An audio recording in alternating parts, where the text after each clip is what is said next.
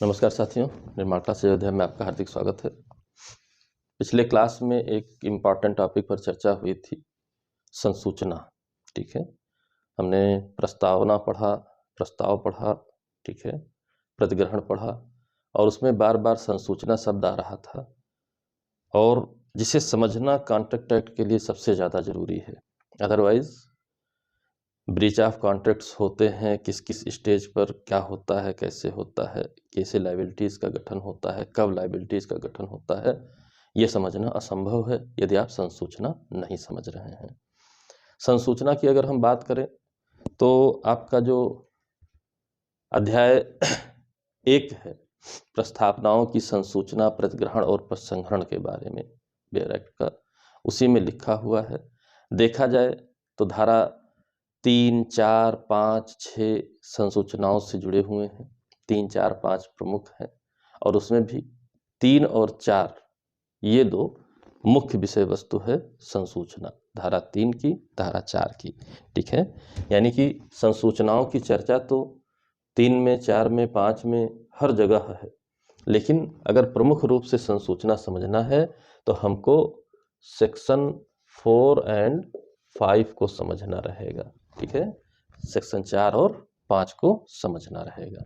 ठीक, मैं यहाँ पर ये बात नहीं कर रहा हूँ कि संसूचना कहाँ लिखा है, कहाँ नहीं लिखा है, क्या है क्या नहीं, बल्कि संसूचना टॉपिक की मैं बात कर रहा हूँ कि वैल्यूएशन हम कैसे करेंगे, उस चीज़ को जानना जरूरी है, जिसके लिए संसूचना की वैल्यू जानने के लिए हमें धारा 4 और धारा 5 पढ़ना पड़ेगा। धारा 4, धारा 5 बहुत लोग पढ़ते हैं, पढ़ाते हैं, समझ में नहीं आता है, तो हम लोग कुछ कोशिश करेंगे सरल भाषा में इसको बना लिया जाए। पहले देखते हैं बेयर एक्ट में क्या लिखा हुआ है। बेयर एक्ट में जैसे कि हम थोड़ा डिटेल चर्चा कर ले रहे हैं। धारा 3 में लिखा है प्रस्थापनाओं की संसूचना, प्रतिग्रहण और प्रसंहरण, यानी कि प्रस्थापनाओं की संसूचना, प्रस्थापनाओं का प्रतिग्रहण और प्रस्थापनाओं तथा प्रतिग्रहणों का प्रसंहरण क्रमशः प्रस्थापना करने वाले, प्रतिग्रहण करने वाले, प्रसंहरण करने वाले या ऐसे पक्षकार जिसके कार्य या लोभ से यह समझा जाता है, ठीक है, तो संसूचित करने का आशय रखता हो, ऐसा धारा 3 में कहा गया है। ठीक, चलिए, संसूचित करने का आशय रखता हो, यहां से एक लिंक दे दिया गया आपको अगली धारा का। अब मुख्य धारा शुरू होती है। धारा 4 क्या कहती है? संसूचना कब संपूर्ण हो जाती है? ठीक है, सेक्शन 4 किस बात की चर्चा करती है? संसूचना कब पूर्ण हो जाती है। ठीक है, ये इन्होंने हेडलाइन बना करके लिखा हुआ है, संसूचना कब पूर्ण हो जाती है, कम्युनिकेशन व्हेन कंप्लीट। ठीक, चलिए, अच्छी बात। यानी कि संसूचना किसकी पूर्ण होनी है? संसूचना की अगर हम बात करें तो संसूचना आपकी किसकी पूर्ण होनी है? प्रस्ताव की, प्रतिग्रहण की और प्रतिसंहरण की। ठीक है, प्रपोजल, एक्सेप्टेंस और रिवोकेशन, 3 की संसूचनाओं को पूर्ण होना है। अब ये संसूचना कब पूर्ण मानी जाएगी? ठीक है, यानी कि यहाँ पर 2 व्यक्ति होते हैं, ठीक है, अभी पढ़ेंगे और उसी आधार पर एक डायग्राम हम सेट कर लेंगे, हमको हमारा उत्तर मिल जाएगा। चाहे जैसा भी प्रश्न पूछे, आपका नहीं गलत होना है, मतलब नहीं गलत होना है। ठीक है, तो आप जानते हैं एक प्रस्तावक होता है, ठीक है, और एक प्रतिग्रहीता होता है, यह बात आप जानते हैं। ठीक है, एक प्रस्तावक होता है, एक प्रतिग्रहीता होता है, इस बात को आप जानते हैं। चलिए, अच्छी बात है, जानते हैं। तो बेयर एक्ट क्या कह रहा है? आखिर हमको ऐसी समस्या क्यों होती है, क्यों हमें समझ में नहीं आता है? ठीक है, तो पहले हम बेयर एक्ट देख लें, क्यों हमें समझ में नहीं आ रहा है। हो सकता है अगर यह कोशिश हम करें कि क्यों हमें समझ में नहीं आ रहा है, तो समझ में आने का रास्ता भी हमको मिल जाएगा। बेयर एक्ट लिख रहा है प्रस्थापना की संसूचना तब संपूर्ण हो जाती है जब प्रस्थापना उस व्यक्ति के ज्ञान में आ जाती है जिसे वह की गई है। ठीक है, फिर कहे प्रतिग्रहण की संसूचना प्रस्थापक के विरुद्ध तब संपूर्ण हो जाती है जब उसके प्रति इस प्रकार पारेषण के अनुक्रम में कर दी जाए कि वह प्रतिग्रहीता की शक्ति से बाहर हो जाए। प्रतिग्रहीता के विरुद्ध तब संपूर्ण हो जाती है जब प्रस्थापक के ज्ञान में आ जाए, और प्रसंहरण की संसूचना उसे करने वाले व्यक्ति के विरुद्ध तब संपूर्ण हो जाती है जब उस व्यक्ति के प्रति जिससे प्रसंहरण किया गया था इस प्रकार पारेषण के अनुक्रम में कर दी जाती है कि वह उस व्यक्ति की शक्ति से बाहर हो जाए जो उसे करता है। और अगला पैरा लिखा है, उस व्यक्ति के विरुद्ध जिससे प्रतिग्रह संहरण किया गया है तब संपूर्ण हो जाती है जब वह उसके ज्ञान में आ जाती है। यानी कि दो शब्द मुख्य रूप से चल रहे हैं। क्या क्या चल रहे हैं? प्रतिग्रहण प्रसंहरण की और प्रस्ताव की संसूचना के बारे में, पारेषण के अनुक्रम में और ज्ञान में आ जाना। यानी कि संसूचना के लिए दो कंडीशंस लिखी हुई हैं, पारेषण के अनुक्रम में और ज्ञान में आ जाना। अब यह कहाँ कहाँ कैसे एडजस्ट होगा उसके लिए इन्होंने दृष्टांत दे रखा है। अमुक कीमत पर खा को गृह बेचने का पत्र द्वारा प्रस्थापना करता है। प्रस्थापना की संसूचना तब संपूर्ण हो जाती है जब खा को पत्र प्राप्त होता है। ठीक है, का की प्रस्थापना का खा डाक से भेजे गए पत्र का प्रतिग्रहण करता है। प्रतिग्रहण की मतलब इन्होंने दृष्टांत भी बनाया है। जैसे धारा लिखी है वहीं पर गृह बेचने की पत्र द्वारा जो है ऑफर एक्सेप्टेंस इसकी बात करते हुए दृष्टांत बना दिया है। ठीक, अब बात आई संसूचना की वैल्यू क्या होती है। संसूचना की वैल्यू क्या होती है, ठीक है, उसके लिए धारा 5 में लिखा हुआ है। थोड़ा सा धारा 5 भी देख लेते हैं ताकि हम लोग एक स्टेप आगे को भी जोड़कर समझ सकें। यहाँ लिखा है प्रस्थापनाओं और प्रतिग्रहणों का प्रसंहरण कब तक किया जा सकता है। यानी कि हम रिवोक कब तक कर सकते हैं प्रपोजल और एक्सेप्टेंस का, धारा 5 इसकी बात करती है। और इसमें लिखा है कोई भी प्रस्थापना उसके प्रतिग्रहण की संसूचना प्रस्थापक के विरुद्ध संपूर्ण हो जाने से पूर्व किसी भी समय प्रसंहरित की जा सकेगी, किंतु उसके पश्चात नहीं। कोई भी प्रतिग्रहण उस प्रतिग्रहण की संसूचना प्रतिग्रहीता के विरुद्ध संपूर्ण हो जाने से पूर्व किसी भी समय प्रसंहरित किया जा सकेगा, किंतु उसके पश्चात नहीं। और धारा 5 समाप्त हो जाती है। यानी कि तमाम बातें लिखी हैं। बैक टू बैक शब्दों का दोहराव होने की वजह से हमको चीज़ें कम समझ में आती हैं। हम लोग बच्चे हैं, धीरे धीरे पढ़ेंगे, अध्ययन करेंगे तो हम लोगों की समझ बढ़ेगी, तो चीज़ें कम समझ में आती हैं। अब इसी समझ को हमें एडजस्ट करना है। कैसे? ठीक है, मान लीजिए ये जो प्रस्तावक है ये ए है और ये जो प्रतिग्रहीता है ये बी है। ठीक है, ऐसा आप मान लीजिए ताकि आपके लिए आसान हो जाए, ए और बी। ठीक, प्रस्तावक क्या करता है? प्रस्तावक प्रस्ताव करता है, यानी कि प्रस्ताव को वो भेजेगा जिसे प्रतिग्रहण करना है। ठीक है, यानी कि ए यहां से प्रस्ताव बी को भेजता है। ठीक है, ए यहां से प्रस्ताव बी को भेजता है। ठीक, प्रस्ताव आया तो पहली लाइन क्या लिखी है? प्रस्थापना की संसूचना तब संपूर्ण हो जाती है जब प्रस्थापना उस व्यक्ति के ज्ञान में आ जाती है, ठीक है, जिससे वह की गई। तो यहां बी के पास पहुंचने के बाद इसके ज्ञान में, नॉलेज में आ गई प्रस्ताव। इस प्रस्ताव की संसूचना पूर्ण हो गई। ठीक है, प्रस्ताव की संसूचना पूर्ण हो गई क्योंकि ए ने प्रस्ताव को बी तक भेजा, बी के ज्ञान में आने के बाद पूर्ण हो गई। ठीक है, बेरेक्ट को ही हम मेंटेन कर रहे हैं, कोई स्पेशल दिमाग नहीं लगा रहे हैं, बहुत सीधा सा। लेकिन आप फिगर बना के नहीं पढ़ते हैं तो शब्दों में हेर फेर हो जाता है। ठीक है, शब्द इधर उधर विचलित हो जाते हैं। दूसरी बात इन्होंने कहा प्रतिग्रहण की संसूचना। इसका मतलब ये जो प्रतिग्रहीता बी है, ठीक है, बी क्या करेगा? इस स्टेप के बाद, ज्ञान में आने के बाद बी प्रतिग्रहण करेगा। बी क्या करेगा? प्रतिग्रहण करेगा। ठीक है, इसको कलर चेंज कर लेते हैं आपके लिए भी आसान हो जाए।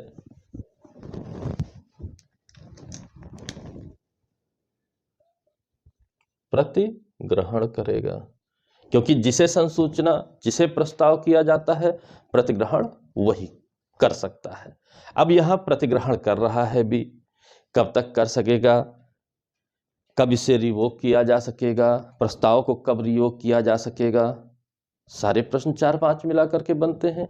तो प्रतिग्रहण की अगर हम बात करें, प्रस्थापक के विरुद्ध तब संपूर्ण हो जाती है जब पारेषण के अनुक्रम में कर दी जाती है। ठीक है, इस प्रतिग्रहण को ए को भेज दिया गया और यहां पर क्या कर दिया गया, यहां पर प्रतिग्रहण का पारेषण कर दिया गया, यानी डाक में डाल दिया गया। क्या कर दिया गया, डाक में डाल दिया गया। ठीक, अब ए के विरुद्ध पूर्ण हो जाए, यानी कि इन्होंने लिखा कि प्रस्थापक के विरुद्ध तब संपूर्ण हो जाती है जब पारेषण के अनुक्रम में कर दी जाती है शक्ति के बाहर। अब इस प्रस्तावक के विरुद्ध पूर्ण हो गई, ए के विरुद्ध पूर्ण, इसका मतलब क्या, इसका मतलब भी पूछेगा, आपको ध्यान रखना है। प्रश्न नहीं सीधा आएगा, हम पढ़ने का अनुक्रम सीधा बना सकते हैं, प्रश्न नहीं सीधा आएगा। ठीक, इसका ए के विरुद्ध पूर्ण होने का मतलब अब ये ए प्रस्ताव का प्रतिसंहरण रिवोकेशन नहीं कर सकता, क्योंकि बी ने अब प्रतिग्रहण कर लिया है, बी ने दियासलाई छुआ दी है बारूद से भरी ट्रेन में, अब आप रोक नहीं सकते हो। यानी कि इसके विरुद्ध पूर्ण होने का मतलब यह हुआ, पारेषण के अनुक्रम में डालने का मतलब, यहीं पर धारा 5 को भी एडजस्ट करेंगे, इसका मतलब हुआ बहुत सीधा सा, क्या, अब प्रस्ताव का प्रतिसंहरण नहीं, अब प्रस्ताव का प्रसंहरण नहीं हो सकता है। ठीक, ए के विरुद्ध पूर्ण होने का क्या मतलब निकला। ठीक है, अगली बात क्या कह रहा है, प्रतिग्रहता के विरुद्ध तब संपूर्ण हो जाती है जब प्रस्तावक के ज्ञान में आ जाती है। अब यह बात यहां पारेषण के अनुक्रम में किया गया तो इसके विरुद्ध पूर्ण हुआ। ठीक, और जब इसके ज्ञान में आ जाएगी, यानी प्रतिग्रहण ए के ज्ञान में आ जाएगा, तो इसकी वैल्यू क्या होगी, ज्ञान में आने का मतलब हुआ इसकी वैल्यू हो गई बी के विरुद्ध पूर्ण। ठीक है, इसके ज्ञान में आने का मतलब हुआ बी के विरुद्ध पूर्ण, प्रतिग्रहिता के विरुद्ध पूर्ण। इसका मतलब भी पूछेगा, इसका मतलब हुआ अब बी, ठीक है, अब बी प्रतिग्रहण का, ठीक है, प्रतिसंहरण नहीं कर सकता, यानी कि इसके नॉलेज में आने के बाद अब आप नहीं इसका प्रतिसंहरण कर सकते हैं। बहुत सीधा सा हिसाब किताब है। ठीक, यानी कि संसूचना कब संपूर्ण से डायरेक्टली रिलेटेड है रिवोकेशन। इस कम्युनिकेशन का अर्थ क्या है, रिवोकेशन के अधिकार को मेंटेन करना। और अगर यह बात आप नहीं समझ रहे हैं तो जीवन में धारा 4 और 5 कभी समझ में आएगी ही नहीं। ठीक, इसका मतलब यह निकला। अगली लाइन क्या कह रहे हैं, प्रतिग्रहीता के विरुद्ध तब संपूर्ण हो जाती है, यानी कि प्रस्थापक के विरुद्ध तब संपूर्ण हुई जब वो पारेषण डाक के अनुक्रम में हो गया, प्रतिग्रहीता के विरुद्ध तब संपूर्ण हुई जब वो ए के नॉलेज में आ गया। ठीक है, इसके बाद अगली बात कह रहे हैं, प्रसंहरण की संसूचना उसे करने वाले व्यक्ति के विरुद्ध तब संपूर्ण हो जाती है जब उस व्यक्ति के प्रति जिसे प्रसंहरण किया गया है इस प्रकार पारेषण के अनुक्रम में कर दी जाती है कि वह उस व्यक्ति की शक्ति से बाहर हो जाए। उस व्यक्ति के विरुद्ध प्रसंहरण किया गया है तब संपूर्ण हो जाती है जब उसके ज्ञान में आ जाती है। हमने सारी बातों को लिख दिया, हमने क्या किया, सारी बातों को 5 का 4 के जो कुछ और भाग हैं उनको मिलाते हुए यहाँ पर कर लिया। अब जो हमारा प्रश्न आता है थोड़ा सा उसको समझते हैं कि किस प्रकार से आता है। अब प्रश्नों की बात करें हम, तो प्रश्नों में बहुत से तरीके से, यानी कि इन्हीं बातों को तोड़ मरोड़ करके किसी भी स्टेप से पूछ लेता है। अब वो क्या बनाएंगे प्रश्न हमें नहीं पता है, लेकिन हम इसको इतना बेहतर कर सकते हैं कि चाहे जैसा प्रश्न पूछें कोई समस्या ना रहे। तो उन्हीं प्रश्नों को मेंटेन करने के लिए जो आपके एग्जामिनेशन में आता है, एक और बात, ठीक है, एक बात आपने पढ़ रखा है, ठीक है, जिसको आप कहते हैं वचनबद्धता, ठीक है, जिसको हम आप चर्चा करते हैं वचनबद्धता के रूप में। वचनबद्धता मतलब वचन से बाध्य हो जाना, ठीक, यानी कि इन्होंने संसूचना शब्द यूज किया, रिवोकेशन शब्द यूज किया, कम्युनिकेशन शब्द यूज किया। हम एक और बात के साथ पढ़ना चाहते हैं कि हम वचनबद्ध आबद्ध कब हो जाएंगे, अपनी बातों से बाउंड कब हो जाएंगे।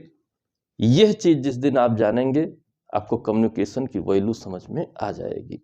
यानी कि अब ध्यान से सुनिए, कई कहानियां हैं, कई बातें हैं एक साथ, इसी में कई बातें हैं।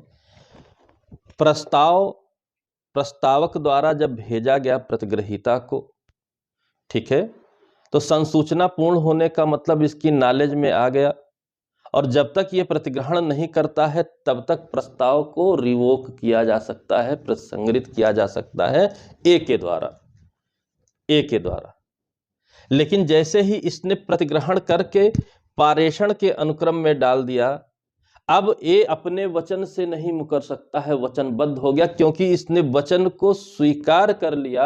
अब वो अपने प्रस्ताव का प्रसंहरण नहीं कर सकता, यानी कि अब वो अपने प्रस्ताव के वचन से बद्ध हो गया।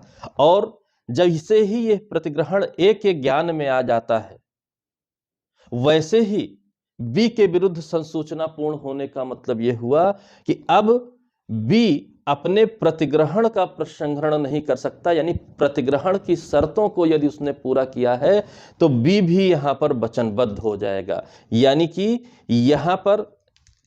यहां का मतलब हुआ ए वचनबद्ध, और यहां का मतलब यह हुआ बी वचनबद्ध। यानी कि ए यहां डाक में डाले जाने पर अपने वचन से बद्ध हो जाता है, और बी यहां ए के ज्ञान में आने के बाद अपना वचन से बद्ध हो जाता है। अब वो रिवोक नहीं कर सकता, अब वो प्रतिसंहरित नहीं कर सकता है। और यहां पर ये जो जब लिखा गया, हमारा संविदा अधिनियम जब लिखा गया 1872 में, तो कम्युनिकेशन का जो बेस्ट मॉडम था, बेस्ट मीडियम था, वो डाक तार व्यवस्था थी। यानी कि यह किसको लागू है, धारा 4 और जो भी बातें हैं सामान्य तौर पर ये डाक व्यवस्था से संबंधित है। तो यहाँ डाक लिखा हुआ है आपका, ये डाक व्यवस्था से, ठीक। और वचनबद्धता क्यों, अब कोई कोई कहता है कि इसको क्या पता कि इसके ज्ञान में आ गई, इसको क्या पता कि इसके ज्ञान में आ गई। नहीं, अगर क्या पता है तो ये ज्ञान में आ गई, इसका पत्र इसको भेजे, फिर ये कहे कि नहीं हमको पता चल गया कि आपके, तो ये सतत क्रम चलता रहेगा, कभी वचनबद्धता का निर्माण नहीं होगा। इसीलिए तो विधि बनाई गई, इसीलिए विधि बनाई गई कि एक निश्चित स्टेप पर आपके प्रति संसूचना कम्युनिकेशन होने को पूर्ण मान लिया जाए, ताकि आजीवन चक्र ना चलता रहे कि ये उसको लेटर दे के बताए हमें पता चल गया, फिर वो उसको दें हमें पता चल गया, आपका लेटर मिल गया, हमको आपका लेटर मिल गया। अब लेटर पे लेटर मिल रहा है, कम्युनिकेशन चल रहा है, क्या मतलब निकलेगा। इसलिए उसे पूर्ण करना जरूरी था, जिसके लिए इस धारा ने बहुत सटीक तरीके से सर जेम्स स्टीफन ने लिख दिया। छोटी सी बात में बड़ी बड़ी बातों की बड़ी बड़ी लायबिलिटीज का निर्माण कर दिया। यानी कि संसूचना के पूर्ण होने का अर्थ यह होता है वचनबद्धता का निर्माण होना और प्रतिसंहरण के नियमों का, ठीक है। यानी कि जैसे ही आप प्रतिसंहरण करने के अधिकार से वंचित हो जाते हैं, रिवोक करने के अधिकार से वंचित हो जाते हैं, उसका अर्थ है तत्काल आप वचनबद्ध हो गए हैं, ठीक है। तो यही है, ठीक। अब आपका जो दृष्टांत लिखा हुआ है, मैं स्पष्ट बोल दे रहा हूं, स्पष्ट पढ़ दे रहा हूं, धारा 4-5 में सारी बात इसी 2 लाइन में आ रही है। इलिस्ट्रेशन सेक्शन 4 का इलिस्ट्रेशन कहता है का अमुक कीमत पर खा को गृह बेचने की पत्र द्वारा प्रस्थापना करता है। प्रस्थापना की संसूचना तब संपूर्ण होती है जब खा को पत्र प्राप्त होता है। आपने देखा ए ने लेटर इसको भेजा, संसूचना कब पूर्ण हुई? जब इसके ज्ञान में आ गई। ठीक है, का इलुस्ट्रेशन यही है। खा इलुस्ट्रेशन कहता है का की प्रस्थापना का खा डाक से भेजे गए पत्र का प्रतिग्रहण करता है, यानी कि खा भी डाक से ही प्रतिग्रहण कर रहा है। ठीक है, प्रतिग्रहण कर रहा है। ठीक, इसका प्रतिग्रहण की संसूचना की वैल्यू क्या होगी? का के विरुद्ध तब संपूर्ण हो जाती है जब पत्र डाक में डाल दिया जाता है, यानी कि का के विरुद्ध तब संपूर्ण हो रही है जब पत्र डाक में डाल दिया गया। खा के विरुद्ध तब संपूर्ण हो जाती है जब का के ज्ञान में आ गया, तब बी के विरुद्ध भी पूर्ण हो गई। ठीक है, गा इलुस्ट्रेशन कहता है का अपनी प्रस्थापना का प्रसंहरण तार द्वारा करता है, यानी कि ये अपने प्रस्ताव का प्रसंहरण तार द्वारा करता है। का के विरुद्ध प्रसंहरण तब संपूर्ण हो जाता है जब तार प्रेषित किया जाता है। खा के विरुद्ध प्रसंहरण तब संपूर्ण हो जाता है जब खा को तार प्राप्त होता है, यानी कि इसने प्रस्ताव के खंडन का तार डाल दिया।